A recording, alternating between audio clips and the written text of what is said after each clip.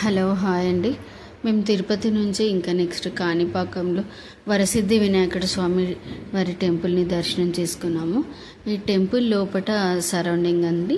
అక్కడ ఎవరైనా చూసిన వాళ్ళు ఉంటే వాళ్ళకైతే తెలుస్తుంది. బట్ నేనైతే ఫస్ట్ టైం వెళ్ళినాను కాణిపాకం టెంపుల్కి. ఇక్కడ గుడి లోపల ఇదంతా అండి.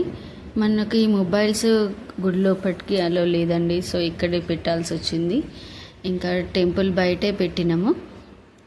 ఇక్కడ టెంపుల్ బయట ఇదంతా తీసాను. సమ్మర్ స్టార్ట్ అయింది కాబట్టి ఇంకా అందరికీ అక్కడ తట్లు వేసినారు, దానిపైన వాటర్ వేసారు, దానిపై నుంచి నడుస్తున్నాం. ఇది గుడి మొత్తం బయట నుంచి అండి. చాలా పెద్దగా ఉంది టెంపుల్.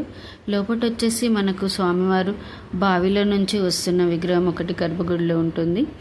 ఇంకా నెక్స్ట్ సీతారాముల వారి ఆలయము, సిద్ధి బుద్ధి భార్యలతో కూడిన వినాయకుడు కూడా దర్శనమిస్తారు.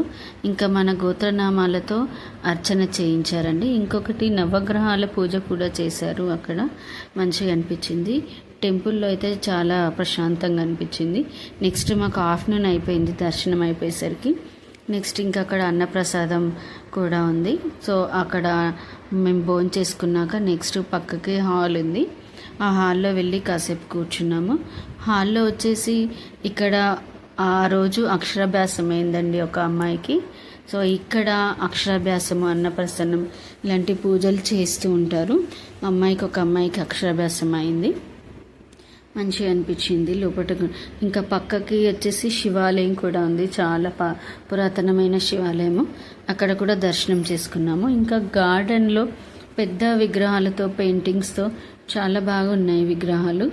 అక్కడ నేను తీయలేకపోయినాను. ఇది గుడి మొత్తం బయట మెయిన్ ఎంట్రన్స్ అండి.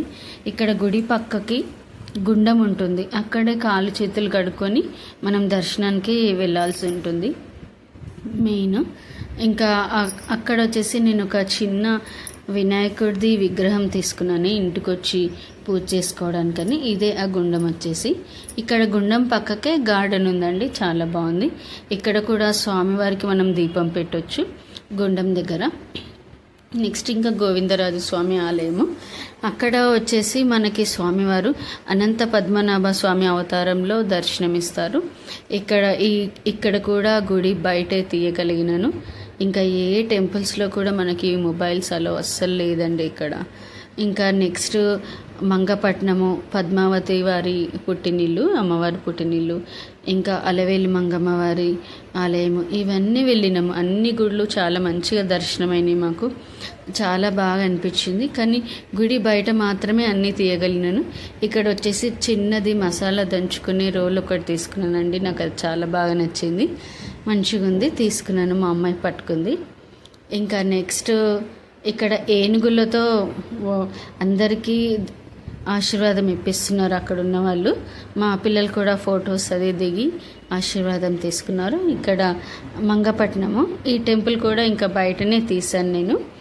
గుడిలో అయితే చాలా మంచిగా దర్శనం అయిందండి. చాలా మంచిగా అనిపించింది ఈసారి. ఈ ట్రిప్లో మేము చాలా ఎంజాయ్ చేసాము. చాలా మంచిగా అయిందండి. Thank you.